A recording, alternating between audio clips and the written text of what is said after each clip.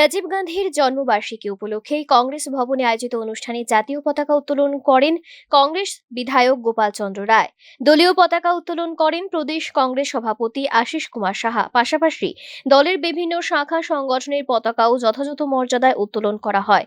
অনুষ্ঠানে উপস্থিত ছিলেন প্রদেশ কংগ্রেসের অন্যান্য নেতৃত্ব এবং কর্মী সমর্থকেরা। রাজীব গান্ধীর স্মৃতির প্রতি শ্রদ্ধা জানিয়ে তার দেশের প্রতি অবদানের কথা স্মরণ করেন উপস্থিত কংগ্রেস নেতৃত্ব।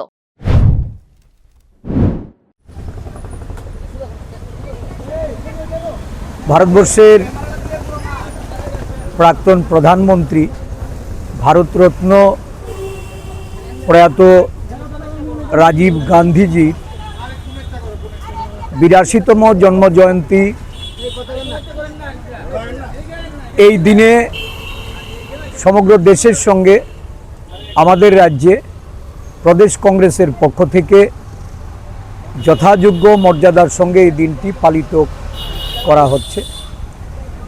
প্রথমেই আমরা পতাকা উত্তোলন এবং রাজীব শ্রদ্ধা স্মরণ ও দলীয় পতাকা উত্তোলনের মধ্য দিয়ে প্রদেশ কংগ্রেসে পালিত হল প্রয়াত প্রধানমন্ত্রী রাজীব গান্ধীর ৮২তম জন্মবার্ষিকী। Bureau report, news now.